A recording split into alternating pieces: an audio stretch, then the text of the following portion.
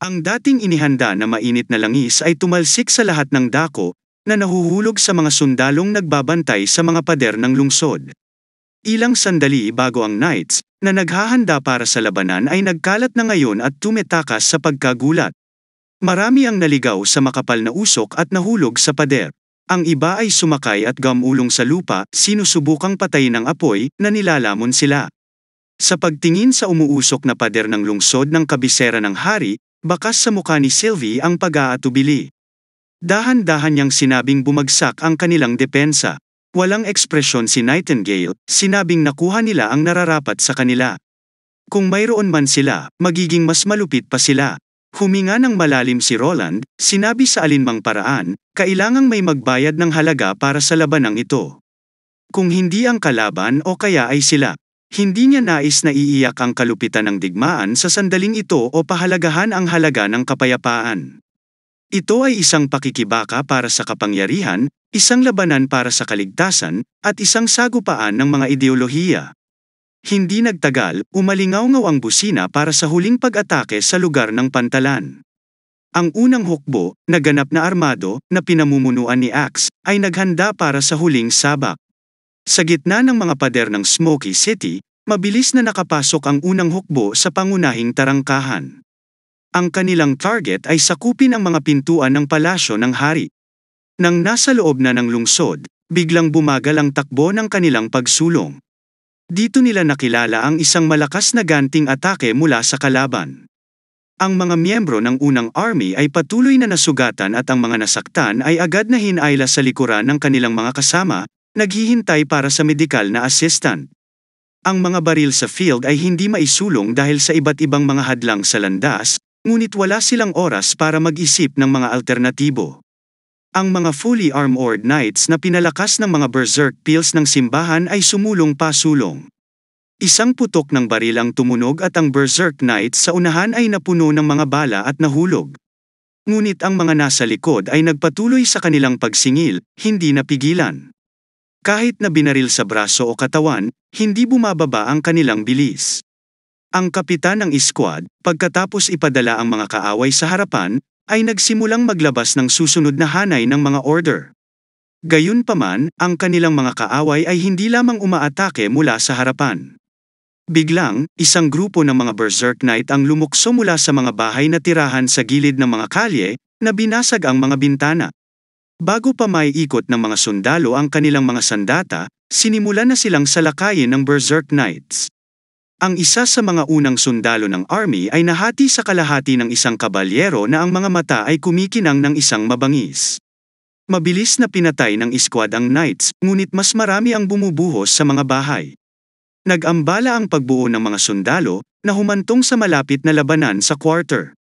Napuno ng hangin ang tuloy-tuloy na hiyawan at sunod-sunod na nasugatan ang mga unang sundalo ng army.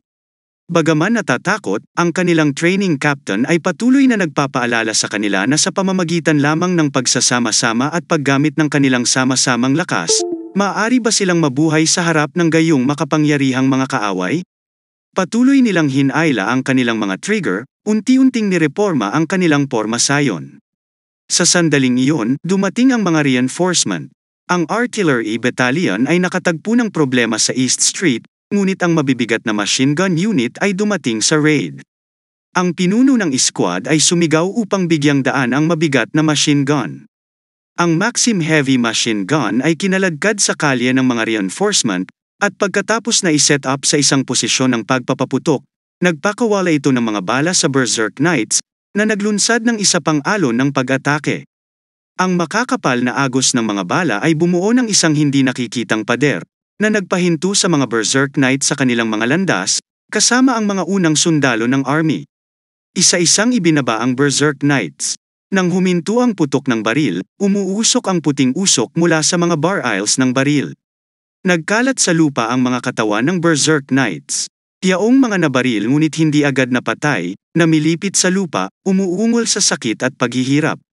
Ipinagpatuloy ng berserk knights ang kanilang walang humpay na pag-atake sa mga sundalo ng unang hukbo, maging sa sahig. At sa pag-alala sa kanilang nahulog na kasamahan, ang squad ay hindi nagpakita ng pag-aalinlangan at mabilis na tinapos ang kalaban. Nang maalis na ang landas, muling nakasulong ang unang hukbo. Nagsimulang magtagpo ang iba't ibang unit ng squad mula sa iba't ibang direksyon. Habang umaalingaw-ngaw ang isang hot air balloon sa palasyo ng hari, mas maraming hangganan ang pumawi sa dingding ng hardin at pintuang bakal. Nagsimula na ang huling pag-atake. Sa loob ng palasyo, naupo si Timothy sa kanyang kama. Mabilis na pumasok ang kanyang royal guard, ipinaalam sa kanya na ang kalaban ay nasa pintuan ng palasyo, na nagpapahiwatig ng isang mabilis na pag-atres. Tahimik na nakaupo si Timothy habang pinag-iisipan ang susunod niyang gagawin. Ang mismong silid ay nagbalik sa mga alaala ng kalunos-lunos na pagwawakas ng kanyang ama, at ngayon ay tila mauulit na ang kasaysayan. Nang sumakay sa pagkamatay si Wimbledon III, si Timothy ay tusong inilipat ang sisi sa nakatatandang prinsipeng si Gerald, na inalis ang malaking banta. At umaakyat sa tugatog ng kapangyarihan. Sa loob ng isang taon, nagawa niyang pagsamasamahin ang Eastern at Northern Territories, pinilit din ang kanyang nakababatang kapatid na si Gerald na ipatapon. Ang kanyang impluwensya ay tila walang cap-ares. Naniniwala siya na ang teritoryo ng kanluran ay tiyak na magiging kanya at ang pagsasama-sama ng kabuuan ng Grey Castle ay isang sandali lamang. Ngunit hindi niya inasahan ang biglaan at mabilis na pagliko ng mga pangyayari. Sa halos 3 araw, gumuho ang kanyang mundo, naiwan siyang wala. Galit na inihampas ni Timothy ang isang kandelero mula sa mesa sa tabi ng kama sa sahig, inilabas ang kanyang galit. Galit na galit niyang sigaw. Lahat ito ay dahil sa pangkukulam, kung hindi para sa mga mangkukulam at demonyo. Paano magiging napakalakas ng sandata ni Roland? Ang kanyang boses ay pilit, puno ng galit at bahagyang panginginig. Walang silbi ang simbahan. Sinabi nila na manghuhuli sila ng mga mangkukulam, ngunit napalampas nila si Roland Wimbledon. Kung hindi dahil sa mga mangkukulam, paano magiging mas mataas ang mga sandata ni Roland kaysa sa kanya? Anuman ang kayamanan sa paggawa o teritoryo at mga mapagkukunan, ang bentahe ni Timothy ay daan-daang beses na mas malaki kaysa kay Roland. Isa lang ang paliwanag, tinutulungan ng demonyo si Roland. Ang tuloy-tuloy na pagsabog at sagupaan ng mga espada sa labas ay pansamantalang nagpakalma kay Timothy. Hindi siya pwedeng mamatay. Ngayon kailangan niyang maghayganti. Sa pagtingin sa kanyang bantay, nag-utos siya sa lihim na lagusan. Sinamahan ng knights si Timothy sa nakatagong daanan, na kilala na may patay na tarangkahan. Kapag na-activate na ang patay na gate, ang pasukan ay may selyo magpakailanman, na harang sa anumang potensyal na pagtugis. Ang daanan ay napuno ng mga bitag at mga bato ng kaparusahan ng Diyos. Sigurado si Timothy na magiging walang alam si Roland sa lugar na ito. Sa lihim na lagusan, pinag-isipan ni Timothy ang susunod niyang hakbang. Kailangan niya ang suporta ng mga matapat na maharlika at duke. Bagamat hindi sigurado sa kanilang katapatan pagkatapos ng pagbagsak ni Grey Castle, alam niyang kailangan niya itong subukan. O marahil ay dapat siyang humingi ng kanlungan sa simbahan. Kung matutulungan siya ng simbahan sa paghihiganti sa kanyang mga batas, paano kung ibigay niya ang Grey na kastilyo? Mabilis siyang kinain ng pag-iisip, lumalakas at mas matindi sa bawat pagdaan ng sandali. Kung maaari niyang personal na ipadala si Roland sa guillotine at pahirapan ang bawat isa sa mga mangkukulam ni Roland, sulit ang lahat. Sa madilim na liwanag ng mga sulo, nagpasya si Timothy. Pinili niya at ng kanyang mga bantay ang pinakamahabang lagusan at lumabas sila sa kabisera ng hari. Gayunpaman, nang lumabas sila mula sa lihim na lagusan, natagpuan nila ang kanilang mga sarili na napapalibutan ng mga ripple, direktang nakatutok sa kanila. At sa ilang sandali, nawala ng pag-asa si Timothy. Ang mga sundalo ng unang hukbo ay nakatayo sa pintuan ng lungsod, tinatanggap ang kanilang haring si Roland. Ang labanan ay nagsimula kahapon at natapos lamang ng madaling araw. Matapos masira ang mga tarangkahan, kontrolado ng unang hukbo ang palasyo ng hari sa loob ng lungsod at ang Grand Cathedral sa Eastern District. Ang sumunod ay ang paglilinis ng mga labi ng kaaway, na lubos na pinapatay ang mga puwersa ng paglaban ni Timothy. Si Brian, na may kapansin-pansing pananibik, ay nagulat sa kamahalan na ang daan patungo sa palasyo ay nalinis na. Ang lungsod ay sayo na ngayon. Lumingalinga si Roland sa paligid at nakita ang parehong sigasig sa mukha ng lahat. Maging ito ay ang mga sundalo ng unang hukbo o ang mga mangkukulam, ang kanilang mataas na espiritu ay tila halos napakalaki. Gayunpaman, salungat sa inaasahan, nakakagulat na kalmado si Roland. Ang kahangahangang kabisera na kumakatawan sa puso ng Grey Castle ay hindi sumasalamin sa kanya, ni hindi niya naramdaman na nakauwi na siya. Para kay Roland, isa lang itong lungsod. Sa paligid ng panloob na lungsod ay ang mga lugar ng mga nasirang gusali. Walang alinlangan, ito ang proseso ng pag-agaw sa palasyo, bagamat maikli ang pinakamatinding labanan na naranasan ng unang hukbo. Sa pagtingin sa mga gumuho na nakahanay sa mga lansangan, isang matinding pagkabalisa ang tumama kay Roland. Ang eksaktong mga casualty ay hindi pa mabilang, ngunit ang mga katawan ng mahigit 20 sundalo mula sa unang hukbo ay naipadala na sa likuran. Ang bilang na ito ay maaaring maging triple man lang kung hindi para sa napapanahong mga pagsisikap sa pagsagip ng nauna. Pagpasok nila sa bakuran ng palasyo, ang mga sundalo ng istasyon ay lumuhad sa isang tuhod, ang isang bihirang tanawin sa unang hukbo o pagpupugay ng militar ay mas karaniwan. Hindi nagpahayag ng anumang pagtutol si Roland. Mula sa kanilang nakataas na ekspresyon, malinaw na hindi nila siya tinatanggap bilang pinuno ng army, ngunit nagbibigay ng respeto bilang mga mamamayan ng Grey Castle sa kanilang bagong hari. Sabay-sabay na itinaas ng mga sundalo ang kanilang mga sandata, sumisigaw ng mahabang buhay, Haring Roland. Sa gitna ng hiyawan ng unang hukbo, si Roland ay sumulong patungo sa palasyo. Pagpasok sa Grand Twin Turret na palasyo, ang lugar na ito ay sumisimbolo sa pinakamataas na awtoridad ng Grey Castle Royal Family. Sa loob ng Grand Hall, bukod sa mga sundalong nakahanda na ang kanilang mga sandata, mayroong isang grupo ng mga nakikitang balisa na mga maharlika at mga ministro na nagkikita. Nang makita si Roland, sabay-sabay silang lumuhad, sama-samang sinalubong siya. Sa mga maharlikang ito, nakilala niya ang ilang pamilyar na mukha. Ang ministro ng pananalapi, ang ministro ng ugnayang panlabas, ang ministro ng hustisya, ang punong opisyal ng intelligence at ang punong ministro sa gitna. Ang mga individual na ito ay minsan ang nagsilbi kay Haring Wimbledon III. At ang ilan sa kanilang mga angkan ay maaaring masubaybayan pa sa pinakasimula ng Wimbledon Dynasty.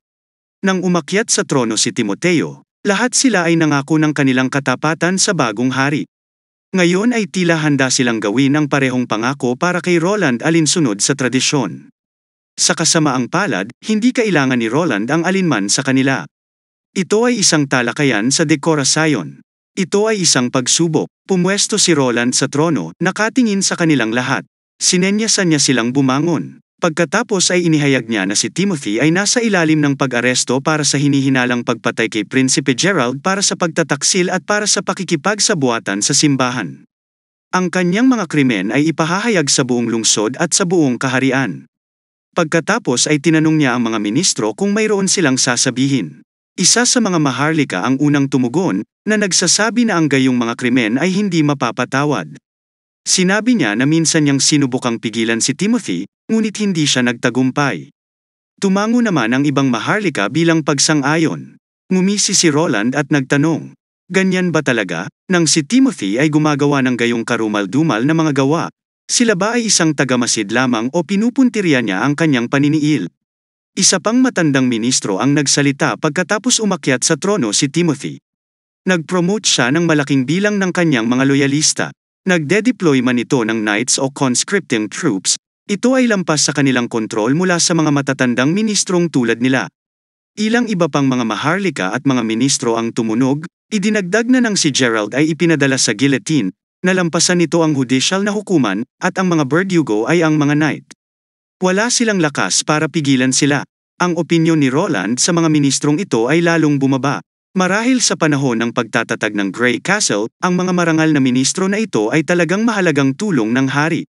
Gayunpaman, sa paglipas ng mga siglo, sila ay naging ganap na matigas at tuwali. Tumayo, nagdeklara si Roland. Kung inaangkin nila na ang lahat ng mga kaganapan sa nakaraang taon ay walang kinalaman sa kanila, dapat silang maglaro. Ang mga nagtitipon na maharlika ay nagpalitan ng naguguluhan na mga tingin, hindi naiintindihan ang mga intensyon ni Roland. Iniwas ni Roland ang kanyang tingin sa nagtitipon na maharlika, ipinakilala ang isang laro na tinatawag na tanong at sagot, na kilala rin bilang trial na laro. Ang panuntunan ay simple, magsinungaling, at nakalabas na sila. Sinabi ni Roland sa lahat na ang bawat tao ay nakakakuha lamang ng isang pagkakataon. Kinakabahang lumunok ang mga tao bago makapagsalita ng isa pang salita. Casual na binanggit ni Roland na ang mga nasa labas ay maaaring maharap sa parusa, tulad ng paggawa ng paghuhukay sa mga minahan, pagkumpiska ng kanilang mga ari-arian o pagpapatapon. Nagsimulang magpanik ang mga ministro kung saan inakusahan pa ng ilan si Roland na itinuturing ito bilang isang larong pambata. May ilang naisipan pang umalis. Ngunit hindi hinihingi ni Roland ang kanilang mga opinyon. Nilapitan niya si Duque Wick at tinanong kung nakilahok siya noong pinilit ni Timothy ang mga refugee na salakayin ang mga teritoryo sa kanluran. Ang Duque Wick pagkatapos ng maikling sandali ng katahimikan at ibinaba ang kanyang ulo, inamin na sinunod niya ang utos ni Timothy na mag-recruit ng mga refugee mula sa silangan at timog na mga rehiyon. Gayunpaman, sinabi niya na hindi alam ang huling kalahati ng pahayag ni Roland. Naramdaman ni Roland ang bahagyang pagkurot sa kanyang kanang balikat, tanda ng pagsisinungaling. Malamig niyang tinitigan ang Duque Wick. Ipinahayag na nagsisinungaling siya, kahit na si Duque, na sinubukang itama ang sarili, 2 sundalo mula sa unang hukbo, ay kinaladkad na siya palayo. Natahimik ang bulwagan na walang naglakas loob na magsalita. Inaasahan ni Roland ang katapatan dahil naiintindihan niya ang mga kasinungalingan. Nang marinig ito, ang mga ministro at maharlika ay lumuhod, ipinagtapat ang kanilang mga kasalanan at humingi ng awa kay Roland. Gaya ng inaasahan ni Roland, isa itong pagsubok. Marami siyang tanong. At sa pagtatapos, ang mga ministro at maharlika ay nagtapat ng kanilang mga krimen at kasalanan mula sa nakaraang taon. At ipinagtapat pa nga ng isang maharlika na ang kanyang katiwala ay natulog kasama ang kanyang asawa habang siya ay nasa malayo sa pangangaso, at bilang ganti, ipinakapon niya ang katiwala ng walang formal na pagsubok. Sandaling natigilan si Roland sa pag-iisip kung anong uri ng mga pag-amin nito. Sa huli, ang iba ay nakulong at ang iba ay pinakawalan. Tumayo si Roland at inutusan ang bawat isa na umalis sa ngayon. Sisimulan niya ang proseso ng muling pagsasaayos ng kaayusan ng pamilya at aabisuhan sila mamaya. Ngunit binalaan niya sila na ang larong ito ay hindi isang minsanang kaganapan.